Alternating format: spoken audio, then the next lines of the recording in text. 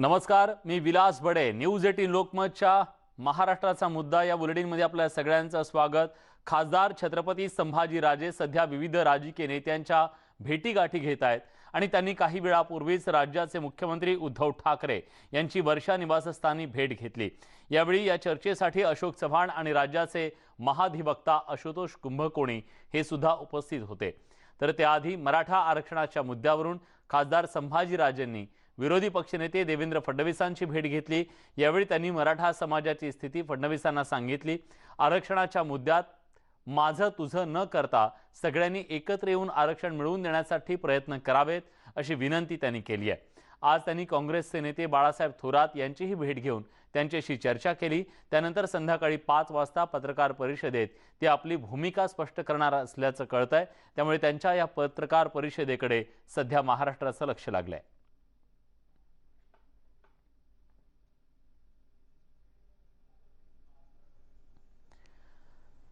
मराठा आरक्षण नाकारल्यानंतर सुप्रीम कोर्टाच्या या निर्णयानंतर आता छत्रपती संभाजीराजे यांनी महाराष्ट्रातल्या प्रमुख राजकीय पक्षांच्या नेत्यांच्या भेटीगाठी घ्यायला सुरुवात केली आहे. सत्ताधारी असोत की विरोधक, या सगळ्यांच्या भेटीगाठींच्या माध्यमातून मराठा समाजाची आरक्षणाची पुढची दिशा नेमकी काय असेल आणि कशा प्रकारे हे आरक्षण मिळू शकतं याच्याबद्दलचं हे मंथन या भेटीगाठींच्या माध्यमातून सुरू आहे. आज महत्त्वाच्या बैठका त्यांनी घेतल्या. पहिली महत्त्वाची बैठक राज्याचे मुख्यमंत्री उद्धव ठाकरे यांच्यासोबत काही वेळापूर्वीच वर्षा निवासस्थानी पार पडली.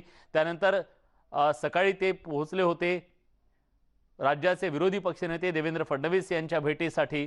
फडणवीसांची भेट घेतली आणि त्याचबरोबर त्यांनी बाळासाहेब थोरात काँग्रेसचे नेते यांचीही भेट घेतली.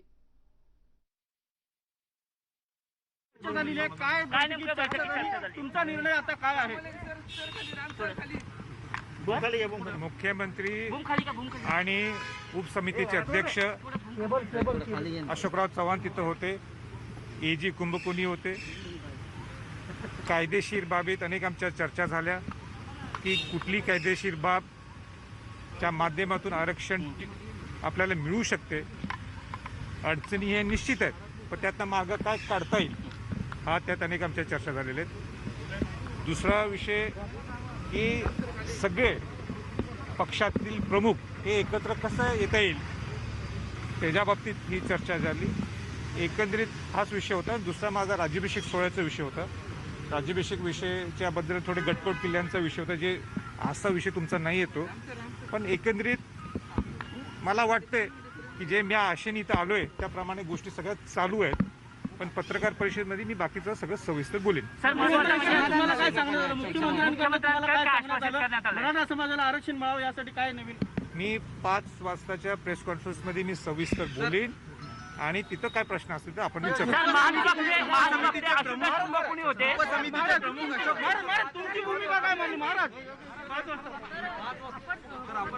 राज्याचे मुख्यमंत्री उद्धव ठाकरे यांच्यासोबत झालेल्या बैठकीच्या नंतर पत्रकारांशी संवाद साधला छत्रपती संभाजीराजे यांनी आणि त्यांनी स्पष्टपणे सांगितलेलं आहे की ज्या अपेक्षेनं मी इथं आलो त्या गोष्टी होताना दिसत आहेत. त्यामुळे कुठेतरी सकारात्मक बाब त्यांनी नोंदवलेली आहे. पण याबद्दल अधिक तपशीलवार ते पत्रकार परिषदेमध्ये बोलणार आहेत.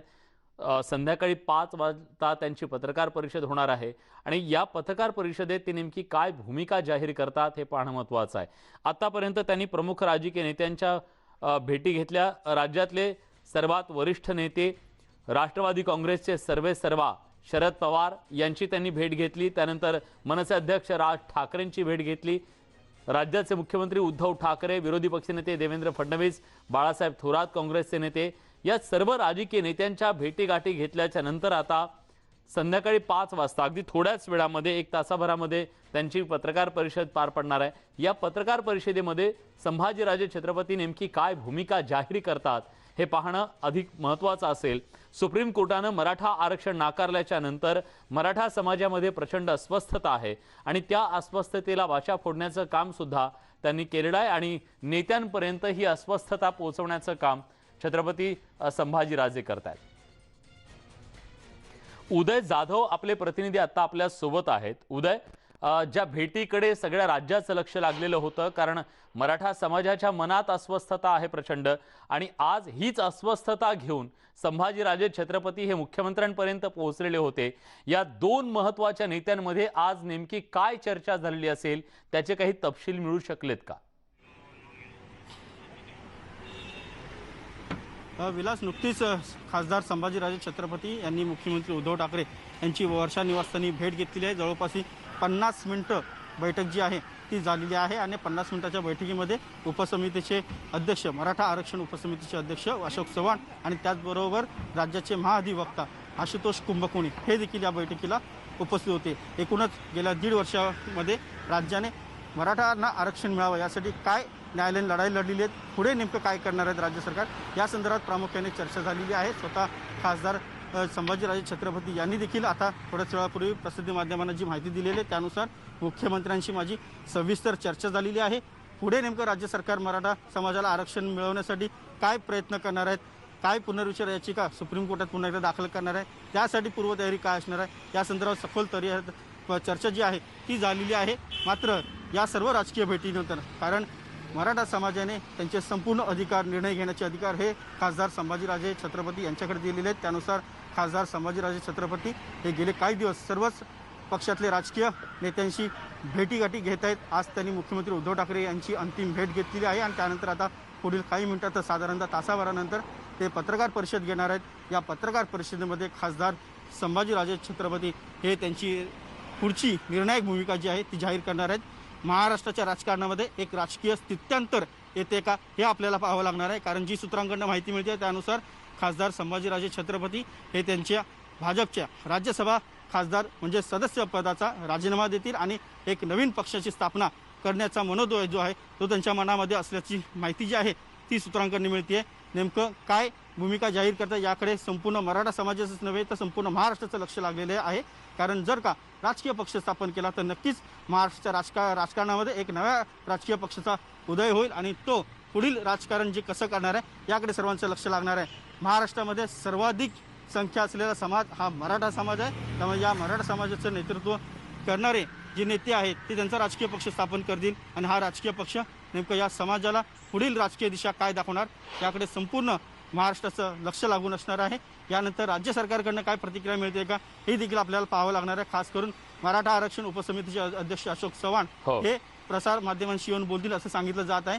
मात्र ते नेमकं कधी बोलतात हे आता पाहावं लागेल. विलास, उदय, जी शक्यता वर्तवली जाते त्यानुसार कुठेतरी नवा पक्ष स्थापन करण्याचा विचार सुद्धा त्यांच्या मनात आहे. खरं तर त्यांच्या समर्थकांकडून तशा प्रकारचं सुतोवाच केलं जात आहे, एक कॅम्पेनिंग सोशल मीडियाच्या माध्यमातून केलं जात आहे, म्हणून या चर्चेला तोंड फुटलेलं आहे.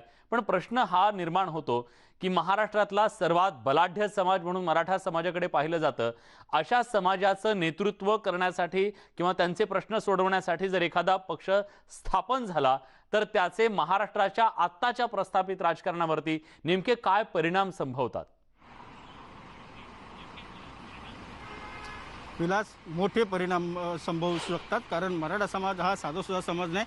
आर्थिकदृष्ट्या आणि मतांच्या दृष्टीने देखील अतिशय निर्णायक आणि बलाढ्य असा हा समाज आहे. त्यामुळे हा जर समाज एकवटला, एक गठ्ठा झाला तर नक्कीच महाराष्ट्राच्या सत्ताकारणामध्ये एक खूप मोठी निर्णायक भूमिका मराठा समाज आणि जर का हा नवीन पक्ष निर्माण होत असेल तर तो पक्ष जो आहे तो घेऊ शकतो. त्यामुळे सर्वच जे प्रस्तावित आता राजकीय पक्ष आहेत त्यांचं लक्ष देखील या पक्षाकडे लागलेलं असणार आहे. कारण हा पक्ष इतर पक्षांचं सत्तास्थान जे आहे ते देखील डळमळीत करू शकतो, एवढी ताकद या पक्षामध्ये असू शकते. एकजूट झाले तर निश्चितच महाराष्ट्राच्या राजकारणामध्ये खूप मोठा निर्णायक प्रभाव जो आहे मराठा समाज पाडू शकतो. आता मराठा समाज एकजूट होतो आहे. एकजूट झाल्यानंतर जर का राजकीय पक्ष त्यांनी स्थापन केला तर नक्कीच हा राजकीय पक्ष पुढील वाटचाल काय असेल आणि एकूणच येणाऱ्या जर का राजकीय पक्ष झाला तर साहजिकच निवडणुका असतात, निवडणुकांना सामोरं जावं लागतं. त्या निवडणुकीमध्ये यांची काय भूमिका असणार आहे हे पाहावं लागणार आहे. थोड्या वेळानंतर अधिकृत पत्रकार परिषद आहे आणि या पत्रकार परिषदेमध्ये या संदर्भात काही घोषणा करतायत का खासदार छत्रपती संभाजीराजे याकडे सर्वांचं लक्ष लागलेलं आहे. महाराष्ट्राच्या राजकारणामध्ये एक मोठा निर्णायक दिवस आजचा आहे असं म्हणावं लागेल विलास. कारण मराठा समाज आणि त्यांच्या मागण्या या सर्व संघर्षातून हा एक नवा राजकीय पक्ष निर्माण येतोय, जन्मास येतो आहे. त्याचं खरंय. महाराष्ट्राच्या राजकारणामध्ये कसं स्थान असेल, पुढील राजकीय वाटचाल कशी असेल, याकडे सर्वांचंच लक्ष असेल. निश्चितच धन्यवाद उदय, तुम्ही दिलेल्या सगळ्या सविस्तर माहितीबद्दल.